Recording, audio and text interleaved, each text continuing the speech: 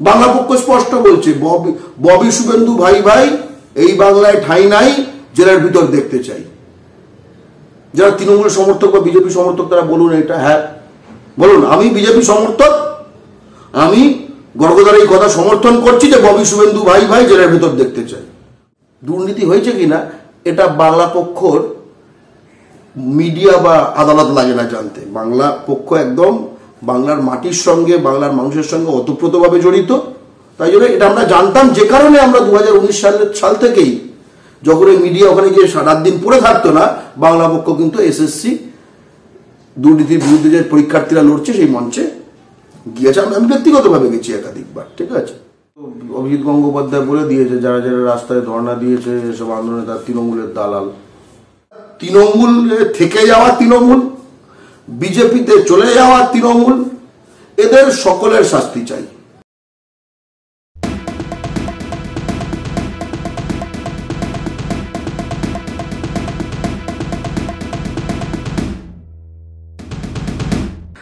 আমরা দেখলাম যে এসএসসি মামলার ঐতিহাসিক রায় ঘোষণা হলো, যেখানে প্রায় 24 থেকে 25 হাজার শিক্ষক নিয়োগ বাতিল করে দেয়া হলো। সেখানে বাতিল হয়ে গেল যোগ্য প্রার্থীদেরও, যারা প্রায় 1100 দিনের উপরে রাস্তায় তাদের আন্দোলন চালিয়ে গেল। তো সেক্ষেত্রে আপনাকেও আমরা দেখেছিলাম যে তাদের পাশে গিয়ে দাঁড়াতে, তাদের সঙ্গে নানা বিষয়ে তাদের এখন এগুলো শুনলে ভয় লাগে, কারণ এখন তো অভিজিৎ গঙ্গোপাধ্যায় বলে দিয়েছে যারা যারা রাস্তায় ধর্ণা দিয়েছে এসব আন্দোলনে তার তৃণমূলের দালাল।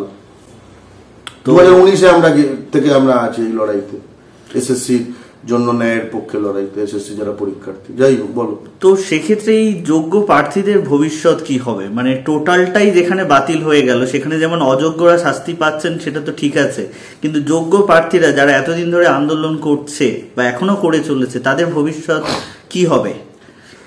এসএসসির যে রায় বেরিয়েছে, এসএসসি দুর্নীতির যে রায় বেরিয়েছে, সেটা সম্বন্ধে বাংলা পক্ষর কি স্ট্যান্ড সেটা প্রতিটি বাঙালির জানা প্রয়োজন। কারণ অনেকগুলো আমরা জানি মানে বাংলা পক্ষ সম্বন্ধে মিথ্যাচার করার তো মানে পুরো একটা ইন্ডাস্ট্রি তৈরি হয়ে গেছে এখন, কারণ তারা ভয় পাচ্ছে সত্যকে।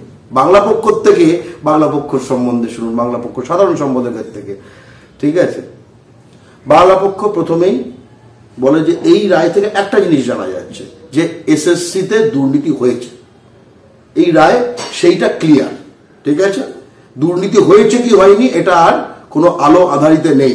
যদিও দুর্নীতি হয়েছে কিনা এটা বাংলা পক্ষর মিডিয়া বা আদালত লাগে না জানতে। বাংলা পক্ষ একদম বাংলার মাটির সঙ্গে বাংলার মানুষের সঙ্গে ওতপ্রোতভাবে জড়িত।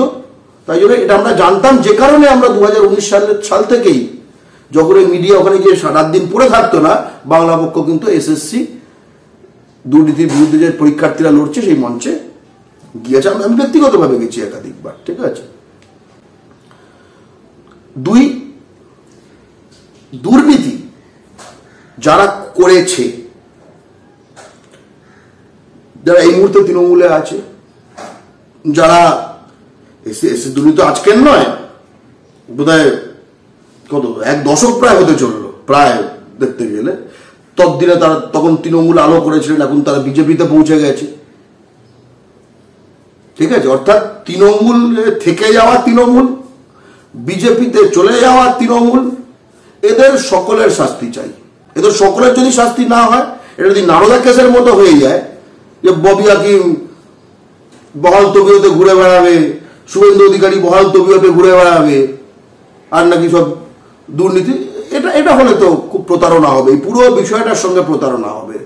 ঠিক আছে, এবং এই প্রতারণা করার মধ্যে যে বাংলার টিভি মিডিয়া তারা যথেষ্ট শরিক হতে পারে, এর থেকেই প্রমাণ যে তারা কিন্তু না ববি হাকিম না শুভেন্দু অধিকারী কাউকে নারদা নিয়ে কোনো প্রশ্ন আর করে না। অর্থাৎ এই টিভি9, এই 24 ঘন্টা, এই রিপাবলিক, এই এবিপি আনন্দ, এরা কিন্তু এই 2 নম্বরই সিস্টেমে শরিক। স্পষ্টতাটা বোঝা দরকার। বাংলা পক্ষ স্পষ্ট বলছে ববি শুভেন্দু ভাই ভাই এই বাংলায় ঠাঁই নাই, জেলার ভিতর দেখতে চাই।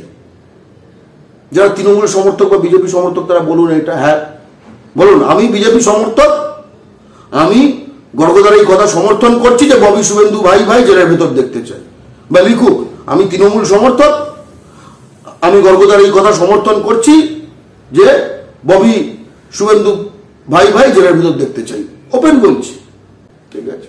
এটা একটা দিক গেল, চোখে ঢোকাতে হয়। কারণ পার্থ চ্যাটার্জি বুঝতে হবে, পার্থ চ্যাটার্জি সে একটা টপ লোক, শিক্ষা দপ্তর শিক্ষামন্ত্রী সে, বাট নেটওয়ার্ক তো অনেক।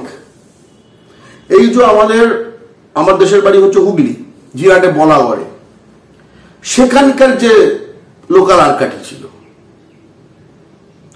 যারা যারা অযোগ্য প্রার্থী যারা ঘুষ ঘাস দিয়েছে, এটা তো শুধু যে একটা জোনে থেকে পার্থ চ্যাটার্জি বেহালায় থাকে, বেহালায় তার আশপাশে থাকতো রাধার, এখন তো জেলে, মানে বুঝতে পারছি আশপাশের লোকজন কয়েকজনকে নিয়ে করে নিয়েছে, তা তো নয় বিষয়টা, তাই না? তাহলে এই নেটওয়ার্ক তো দুর্নীতিতে যুক্ত। এই যে আমরা যখন ফারাক্কার উত্তরে যাই বিভিন্ন জায়গায়, সেখানে যে বারবার শোনা যায় যে মেদিনীপুর থেকে বা রাদার একশো বলতে গেলে শুভেন্দু অধিকারী তখন তৃণমূলে অনেকগুলো জেলার অবজারভার হয়ে গেছিল, অর্থাৎ অনেকগুলো, সেইখান থেকে এত ক্যান্ডিডেট কেন এই যে এসএসসি দুর্নীতিতে ভর্তি কেন? খুবই ক্লিয়ার কেন, এটা না বোঝার কি আছে? তুমি যে কাউকে জিজ্ঞেস করো যে মেদিনীপুরের অনেক ইয়ে পেয়েছে কিনা, তার মানে কি মেদিনীপুর খারাপ? তা না। যে ব্যক্তি তার অ্যাক্সেসে তার বিশ্বাসভাজন নেটওয়ার্ক দিয়ে যাদের যারকে তুলতে পেরেছে, সে যেখানকার অবজারভার ছিল সেখানে সেগুলো সে ম্যানেজ করতে পেরেছে, ব্যবস্থা করতে পেরেছে, রাইট? এই সকলকে তো ইয়েতে চাই, শুভেন্দু অধিকারী ভেতরে চাই, ঠিক আছে? যদি ববি হাকিম কলকাতা থেকে এরকম ঢুকিয়ে থাকে তাকে ভেতরে চাই। যে যে ক্যান্ডিডেট এরকম ভাবে পুশ করেছে নানা জেলায় থাকবে, পার্থ চট্টোপাধ্যায় অলরেডি জেলে, কিন্তু এই শুধু বড় মুখগুলো না, এর পরেও, কারণ এর পরেও যে ছোট ছোট লোক যেগুলো রয়েছে তারা তৃণমূলে থাকুক, তৃণমূল থেকে বিজেপিতে চলে গিয়ে থাকুক, এরা তো একখানা রাজনৈতিক ব্যবস্থার ক্যান্সার, তাই না? এদের দিয়ে কোন রাজনৈতিক ব্যবস্থা হবে? এদের দিয়ে রাজনৈতিক ব্যবস্থা হলে তারা তো হিন্দি সাম্রাজ্যবাহীদের কাছে 2 টাকায় বিকিয়ে যাবে, তাই তো? প্লিজ চুরি করবেন না।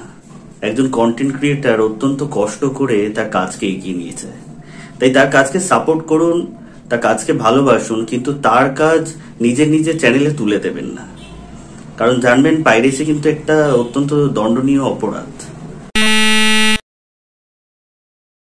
আপনারা দেখছেন আওয়াজ, রোজকারের হক কথা। ফর মোর আপডেটস অ্যাবাউট আওয়াজ, please subscribe our YouTube channel Rajshekhar thali.